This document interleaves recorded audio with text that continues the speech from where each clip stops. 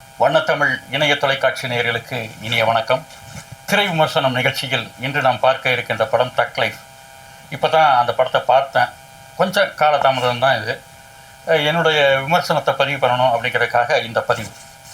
இந்திய அளவில் ஒரு மிகப்பெரிய பில்டப் இந்த படம் வெளிவர போகிறதுக்கு முன்னாடி கிட்டத்தட்ட 38 வருடங்களுக்கு முன்பாக வந்த நாயகன் படத்தில் இருந்த அதே காம்போ கமல்ஹாசன், மணிரத்னம், மிகப்பெரிய ஜாம்பவான்கள். இவங்க ரெண்டு பேருடைய ஸ்கிரிப்டிங்கில், அதாவது ஸ்க்ரீன் பிளேயில் வந்திருக்கக்கூடிய படம் இந்த தக் லைஃப்.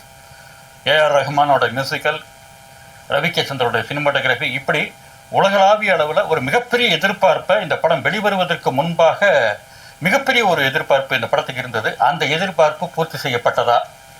இந்த படம் எப்படி இருக்குது, ஸ்க்ரீனிங்கில் இந்த படம் எப்படி இருக்குது, எந்த மாதிரி உணர்வுகளை ஆடியன்ஸு கடத்துது அப்படிங்கிறத பற்றி இப்போ நம்ம பார்ப்போம்.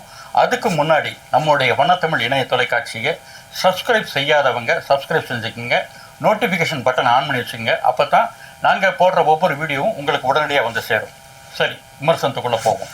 இந்த படத்துடைய கதை ஒன்லைன் அப்படின்னு பார்த்தா முழுக்க ரவுடிசம் சம்பந்தப்பட்ட ஒரு கதை. ரங்கராய சக்திவேல், இது கமல்ஹாசனுடைய கதாபாத்திரத்தினுடைய பெயர். அமரன், இது சிம்பு கதாபாத்திரத்தினுடைய பெயர். இந்த ரங்கராய சக்திவேல் கமல்ஹாசனை படத்தோட ஆரம்பத்தில் ஒரு சமாதானத்தை கூப்பிட்டு, அவர் ஒரு மிகப்பெரிய கேங்ஸ்டர், ஒரு சமாதானத்தை கூப்பிட்டு அந்த இடத்துல அவரை கொலை செய்கிறதுக்கு ஒரு என்கவுண்டர் மாதிரி ஒரு முயற்சி நடக்குது. இந்த முயற்சியில் சின்ன வயசில் இருக்கக்கூடிய சிம்புடைய அப்பா பலியாகிறார். சிம்புவை வைத்து இந்த கமல் தன்னுடைய உயிரை காப்பாற்றுகிறார்.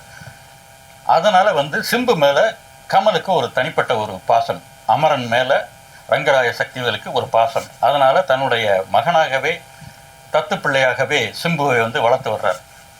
கேங்ஸ்டர் வாழ்க்கை, அது தொடர்பான கதைகள், காட்சிகள் இப்படி நகருது. இதுக்கிடையில் கமல்ஹாசன் ஒரு கொலை குற்றத்திற்காக அரெஸ்ட் செய்யப்பட்டு சிறைக்கு செல்ல வேண்டிய ஒரு சந்தர்ப்பம் வருகிறது. சில காலங்களுக்கு பின்பு அவர் ரிலீஸ் ஆகி வரும்போது இங்கு அத்தனை காட்சிகளும் முழுக்க மாறி இருக்கின்றன. தான் வளர்த்த சிம்பு முதற்கொண்டு, தன் உடன் இருந்தவர்கள் முதற்கொண்டு தனக்கு துரோகம் செய்வதாக கமல் நினைக்கிறார். சிம்பு என்ன நினைக்கிறார், இவரை போட்டு தள்ளிட்டு கமல்ஹாசன் இடத்துக்கு சிம்பு வரணும்னு நினைக்கிறார். இந்த ஆடுபுலி ஆட்டத்தில் சிம்புவா கமலா, தனக்கு தன் கூட இருக்கிறவங்க செய்கிற துரோகத்தை கமல் ஜெயிச்சாரா இல்லையா? இதுதான் இந்த படத்துடைய கதை. இது முழுக்க கேங்ஸ்டருடைய படம், கேங்ஸ்டர் சம்மந்தப்பட்ட ஒரு படம். இந்த மாதிரி நம்ம ஒரு 1000 படங்களை பார்த்துருக்கோம்.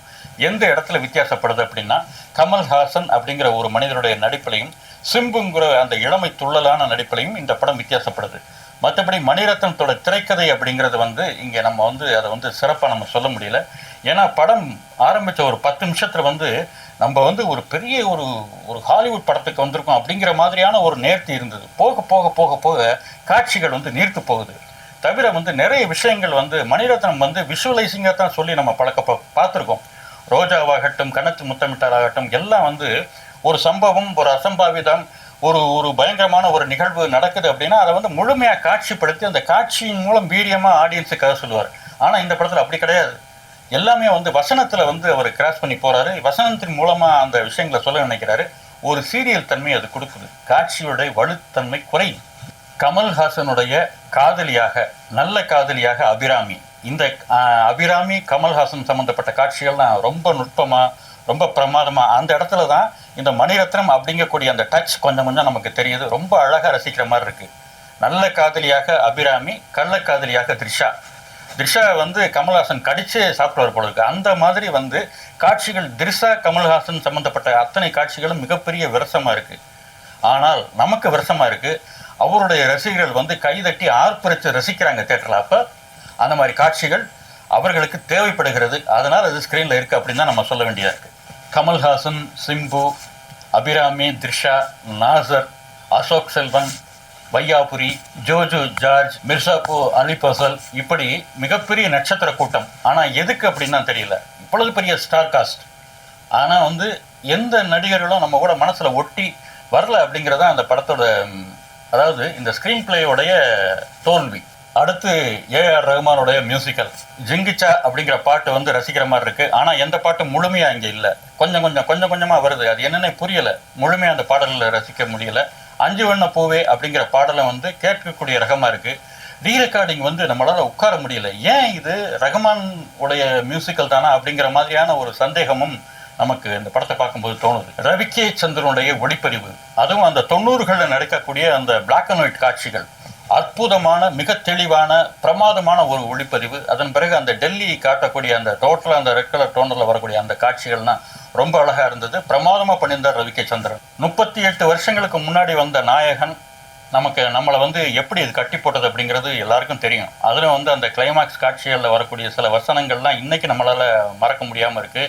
அதில் கமல்ஹாசன் அந்த கோர்ட்டுக்கு போகிறதுக்கு முன்னாடி அவருடைய பேரண்ட் அவர் பேசுகிற வசனம், தாத்தா நீங்கள் நல்லவரா கெட்டவரா அப்படின்னு உடனே அவர் ஒரு லுக்கு கொடுத்து இப்படி பார்த்துட்டு தெரியலப்பா அப்படின்னு சொல்லிட்டு போகிற அந்த காட்சியெல்லாம் இன்னைக்கு வரைக்கும் நம்முடைய மனசில் பசுமரத்தாணி அப்படி பதிஞ்சிருக்கு. ஆனால் இந்த படத்தில் அது மிஸ்ஸிங்.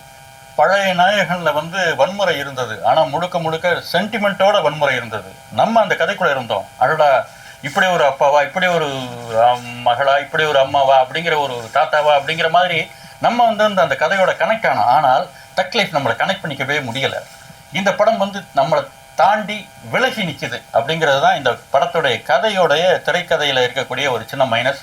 மற்றபடி இந்த படம் எப்படி இருக்குன்னு கேட்டிங்கன்னா, ஒரு முறை தேட்டரில் போய் பார்க்கலாம். ஏன்னு கேட்டால் அந்த மாதிரியான ஒரு மேக்கிங் அப்படின்னு தான் சொல்லணும். மிக திறமை வாய்ந்த ஒரு மேக்கிங், அற்புதமான மேக்கிங், பிரமாதமாக இருக்குது. அதன் பிறகு ஸ்ரீகர் பிரசாத்தோட எடிட்டிங், எனக்கு தெரிஞ்சு அவர் இந்த படத்தில் இன்னொரு 20-25 நிமிஷம் தனியாக கட் பண்ணி வச்சா கூட ஒன்றும் பெருசாக பிரச்சனை இருந்திருக்காரு. ஆனால் அவர் அதை செய்யலை. காரணம் மணிரத்னமாக இருக்கலாம். ஏன்னா எடுக்கப்பட்ட காட்சிகள், செலவழிக்கப்பட்ட பணங்கள் அத்தனை கிராண்டியரும் ஃப்ரேமில் தெரியணுங்கிறதுக்காக நிறைய காட்சிகளை வைத்ததுடன் விளைவு இந்த படத்துடைய அந்த நீர்த்து போன காட்சி அமைப்பு அப்படின்னு தான் நம்ம சொல்லணும். பொதுவாக இந்த மாதிரி படங்களுக்கு கொடுக்கக்கூடிய விளம்பரங்களே இந்த படங்களுக்கு ஒரு மைனஸாக அமையக்கூடிய ஒரு அபாயமும் இங்கே இருக்குது. ஏன்னா இன்னொன்று கேட்டிங்கன்னா, இப்போ இதுக்கு முன்னாடி இந்தியன் 2, கங்குவா, இந்த மாதிரி படங்கள்லாம் ஏன் சரியாக போகலை அப்படின்னா, இது கதை அப்படிங்கிறது ஒரு பக்கம் இருந்தாலும் பேன் இந்தியா அப்படின்னு ஒரு கான்செப்ட் வச்சுருக்காங்க. இப்போ இந்தியாவில் இல்லை, உலகத்தில் எங்கேயும் இந்த படம் போகணுங்கிறதுக்காக கதை அமைப்பில் சில காம்ப்ரமைஸ் அவங்க பண்ணிடுறாங்களோ அப்படிங்கிறது எனக்கு ஒரு சின்ன ஒரு வருத்தம். பொதுவாக கதை அமைப்பை சிறப்பாக பண்ணிவிட்டு அதுக்கு தகுந்த நடிகர்களை வச்சு தெளிவாக பண்ணும்போது அந்த படம் மிகப்பெரிய வெற்றி படம். சமீபத்தில் நம்ம டூரிஸ்ட் ஃபேமிலி ரொம்ப சிம்பிளான ஒரு கதை, ஒரு மிகப்பெரிய ஒரு மேக்கிங்கெல்லாம் கிடையாது. ஆனால் அத்தனை பேர் மனசையும் ரொம்ப அழுத்தமாக தொட்டது இல்லையா? அந்த மாதிரி இல்லாமல் இந்த பேன் இந்தியாங்கிற கான்செப்ட் வந்ததுலேருந்து இப்போ டைரக்டர் மணிரத்னம் அப்படிங்கிறத விட என்ன கேட்டால் மணிரத்னம் MBA அப்படிங்கிற மாதிரி தான் நான் அவரை நினைக்கிறேன் நான். ஏன்னா அவர் ஒரு கமர்ஷியலாக இந்த படத்தை எப்படி வெற்றி பெற வைக்கிறது அப்படிங்கிறதுக்குண்டான முனைப்பில் இறங்கி திரைக்கதையில் கோட்டை விட்டாங்களோ அப்படிங்கிற எனக்கு ஒரு வருத்தம் இருக்குது. ஒரு திரையரங்கில் போய் ஒரு முறை பார்க்கக்கூடிய அளவில் தான் அந்த படம் இருக்குது. மற்றபடி சிறப்பான திரைக்கதை இருந்திருந்தால் இந்த படம் மிகப்பெரிய ஒரு படமாக அமைந்திருக்க வாய்ப்பு இருக்கிறது.